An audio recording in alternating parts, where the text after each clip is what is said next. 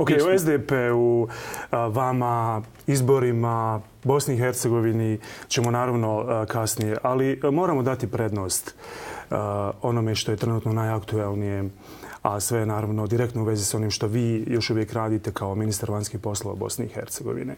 Ovdje prije svega mislim na teroristički akt u Parizu. Vi ste u nedjelju bili jedini predstavnik Bosne i Hercegovine, naravno uz ambasadora ove zemlje u Francuskoj, jedini predstavnik Bosne i Hercegovine na maršu protiv terorizma. Zašto niko iz Bosne i Hercegovine se nije pridružio, pogotovo članovi predsjedništva koji su bili direktno pozvani? Znate što, ja sam navikao u zadnjih 15 godina da budem kriv uglavnom za ono što nema veze sa mnom. I sad vi mene prvo pitanje, a bogati gdje su ovi drugi? Dakle, ja sam bio tamo. Država Bosna i Hercegovina bila predstavljena na nivou ministra vanjskih poslova, neki su bili na nivou šefa država vlada, neki su bili na ministarskom nivou. Dakle, zašto oni nisu bili, to treba pitati njih. Vjerovatno je kasno su obavješteni, kao što sam i sam bio kasno obavješten, vjerovatno iz ko zna koji razloga. Dobro, saznali su iz medija, mislim, znali su se. Vidite, mi smo u petak kasno navečer dobili obavještenje od francuske ambasade da se dešava to. Morate da imate u vidu da to nije klasični poziv. To je na neki način kao što se, možda je loše poređenje, ali na sahranu se ne poziva, nego se da obavještenje da se dolazi. A onda kad vam neko dolazi kao važan gost, vi se pobrinete da ga neko dočeka tamo. Dobro. Dakle, i ja sam uputio to u predsjedništvo, uputio sam u vijeće ministara, uputio sam u parlament. Sutradan sam vidio da ću putovati sam. Uspio sam da stignem jer je zaista bilo kratko. I jako mi je drago da sam bio tamo. Bio mi je drago prvo zato što bi bilo skandalozno da Bosna i Hercegovina nije bila tamo, najblaže rečeno. Ta vijest bila ko je sve bio, a prva vijest bila da Bosna i Hercegovina nije bila. Da, većina zemalja je poslala premijera ili predsjednika. Pazite, ja sam tamo u Elizijskoj palači smo prvo imali jedno druženje, to je zaista neformalno djelovalo, kao zaista na jednom porodičnom, prijateljskom okupljanju.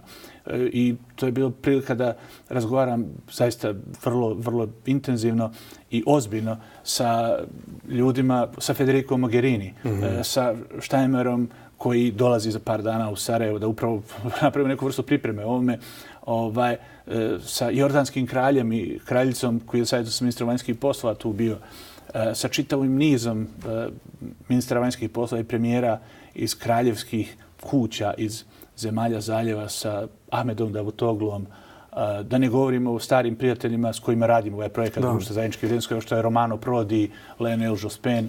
François Hollande je bio zaista također čovjek koji je bio dobar domaćin. U tom maršu smo bili kao svi isti, ako tako mogu reći. Nije bilo nekog ozbiljnijeg protokola, tu skoro nikakvog protokola. Najveći dio marša sam proveo sa Sergejom Lavrovom. Bilo je prilika da razgovaramo o puno toga. Odlično, tako da večeras ćete nam reći o čemu ste pričali. Evo prije svega, kad ste razgovarali sa ljudima iz Evropske unije, naravno govorili ste o terorizmu u Parizu. U kom kontekstu je tu pominjana Bosna i Hercegovina? Znate šta, vidite, svi oni imaju problema. Mi nekada sebi malo veliki sepet na leđa stavimo bez potrebe. Mi imamo problem. Dakle, Bosna i Hercegovina ima problem koji je refleksija tih događaja iz ISIL-a, odnosno ISIS-a ili Deša, kako već ko govori sa tog prostora oko Sirije. Vi znate da u zadnjih godinu i po dana je u 2013. 2014. mnogo veći broj naših ljudi otišao tamo da se bori i mi imamo taj problem. Međutim, druge evropske zemlje imaju također problem, pa čak i veći nego što imamo. I radi se doslovno o četverocifrenom broju ljudi iz zemalja Evropske unije. Dakle, nekoliko hiljada ljudi, samo iz Francuske imate više. Dobro, ali Bosna i Hercegovina s obzirom na broj stanovnika, to je tačno. Je rekorder u broju odlazaka na strane ratišta? To je tačno, međutim, znate što je naš najveći problem? Ja sam o tome govorio svima i to sam govorio i tamo i sa svima. Dakle, postoji nekoliko ravni, 5 ravni, ako mogu reći, u kojima se borite protiv takve pošasti. Prvo je slanje svojih trupa u te zemlje. Vi znate da smo bili prisutni u Afganistanu i Iraku sa svojim trupama.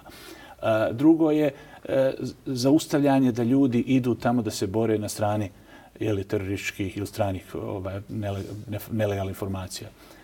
Mi također smo tu donijeli zakonodavstvo određeno. Treći vid je nešto što zove presjecanje financijskih tokova. Četvrti vid je učestvovanje u humanitarnoj pomoći. Vi znate da danas praktično zahvaljujući toj tragediji koja se tamo dešava, vi danas imate nikada veći broj izbjeglica na planeti, nije rasut nego što je to slučaj sada. Paradoksalno, neki ne znaju taj podatak, odnosno znaju, ali ga smeću s uma. U terorističkim aktivnostima koje se pripisuju ili koje preuzme odgovornost islamisti i razne terorističke organizacije, je ubijeno 8 puta više muslimana nego nemuslimana. Da. Dakle, to je problem. Druga je stvar što sigurno da je ogromna tragedija kad se u Parizu desi to što se desilo. Cijeli svijet je to pokazao. Ali se širom svijeta ginu i po stotine ljudi u jednom bombaškom napadu. Sjetimo se te djece u Pakistanu koji su ne tako davno ubijene u jednom besomučnom terorističkom napadu. U Nigeriji, da ne govorimo sada.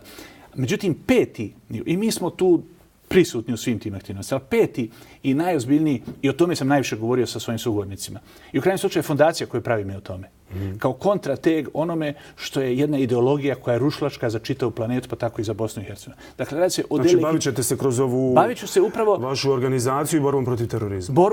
Borbom za sasjecanje korijena terorizma. Korijen terorizma su nepravda i nezaposlenost. I, da tako kažem, neobrazovanost, slab obrazovni sistem. Vi danas u Bosni i Hercegovini imate obrazovni sistem u kojem školujemo djecu za 3 vojske, a prije 10 godina smo objedinili 3 vojske da imamo jednu. To je nešto čime ću se ja baviti.